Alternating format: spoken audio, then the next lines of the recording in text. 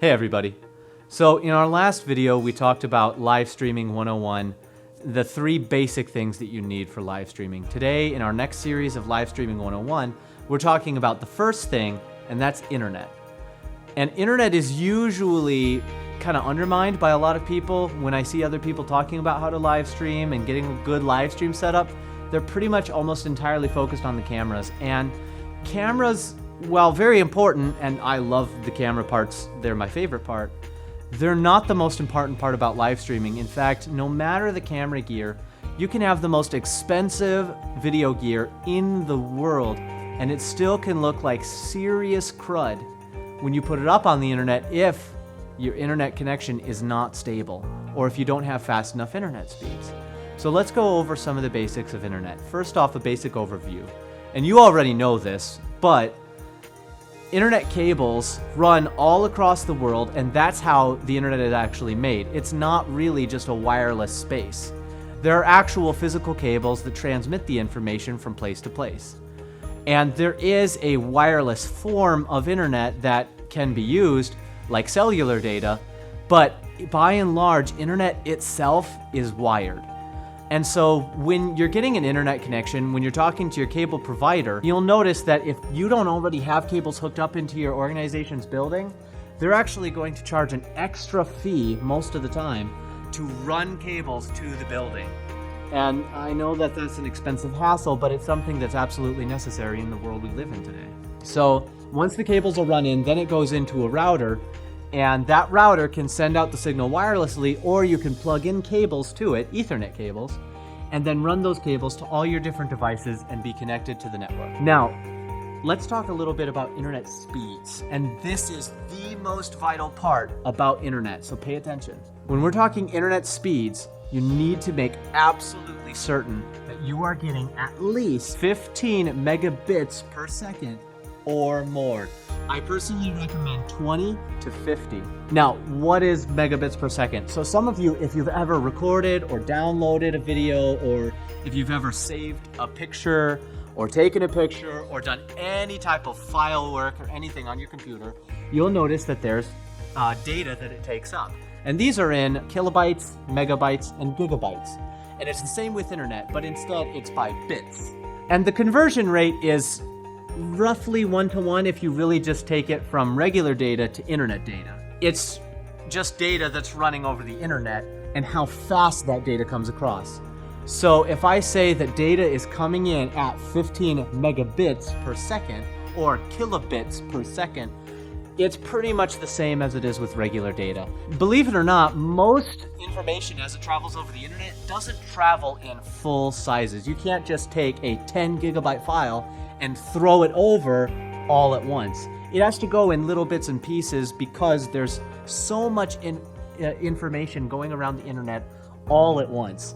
So you kind of have to break it up into little pieces, throw it through the internet, and then once it gets to its destination, it has to take it back and build it back up again. And this is the basics of how internet works. And so when you're live streaming, when your internet is all hooked up, you're hooked up into the network, then what happens on a meta basis is the information from your camera is going out onto the internet. All of that information that's being captured, all of the details in the pastor's hair or the worship leader's music and how detailed and clear it is, all of that information, all of the language that describes everything about that is being quickly detailed in nanoseconds. And then it's being fed up onto the internet bit by bit. And the higher the bit rate, which is the rate of information, the more information that you can retain and the better the quality of everything is going to be, because there's more detail that's being sent out at a faster rate. So you can run a live stream at, let's say, 6 megabits per second. This is completely feasible, and programs like vMix, which use your computer for live streaming, have a 6 megabit per second option.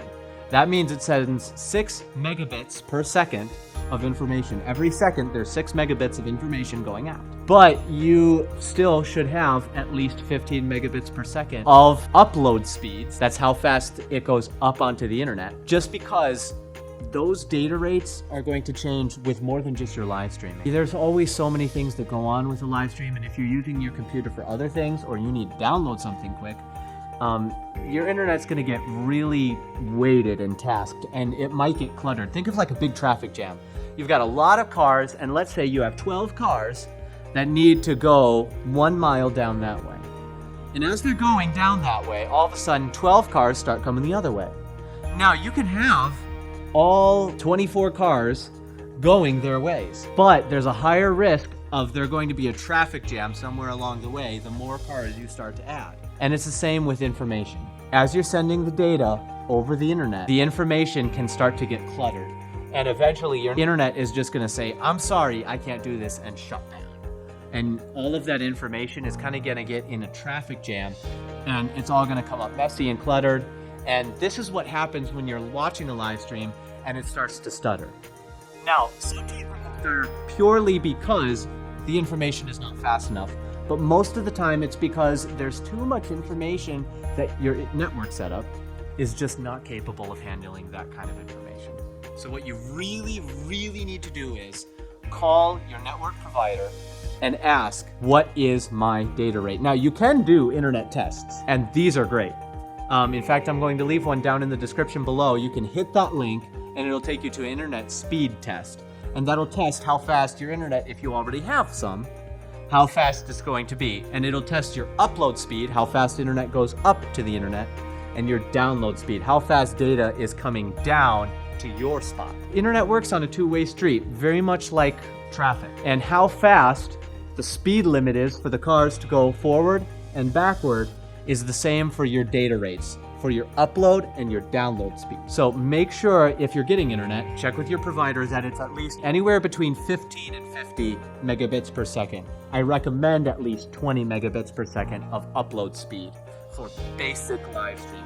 It really is good to have more than that, but that is a really fantastic starting point. Now, why should you have to spend all this expense and go through all the hassle of learning all the details? And that's because video is the new medium. Because right now, in 2022, the real thing is that there are a lot of people who are still afraid to come to church.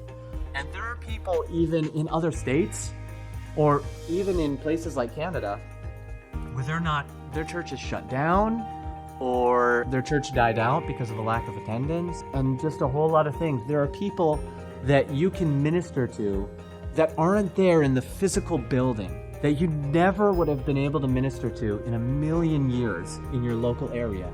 Video is the opportunity to reach people who were never able to be reached before, and a chance to truly minister where you've never been able to minister to before. And the live streaming can go far beyond just the Sunday sermon. It can go on to doing Q&As with people all over the world who need discipleship, and they really have interesting and deep questions about how to be a Christian, how to continue on in the love of Christ. I know that there's a lot of people who they live stream their concerts to be a blessing to other people, churches that host concerts and worship music and different bands, and these people need a way to be ministered to, and you have the opportunity to get into people's houses and never have to knock on their door with the power of video. So I just can't stress enough how much you need good internet, because when your internet is bad, you just can't minister to those people. The videos that you're going to try to put up to minister and reach people, they won't go up well. And they'll end up stuttery, and you're not going to get the information passed that you need. So with all seriousness, work hard to try and get good internet. Call your internet provider. If you already have internet, check the link down below, and there you can try the speed test and get that all set up. And if it's too confusing, let's go over a quick recap. A, internet is run through cables. You can have wireless internet in your building, but it's like traffic. It goes one way up to the internet. All that data goes one way up to the internet, and then it comes back down the other way into your place. Number two, you need good speed. Think of the speed of your internet like the speed limit of a highway. And the higher your speed limit is, the faster you're going to get there, the better your whole experience is going to be, and you can get to that family party at a quicker time and really enjoy that good cookout. And lastly, put in the effort.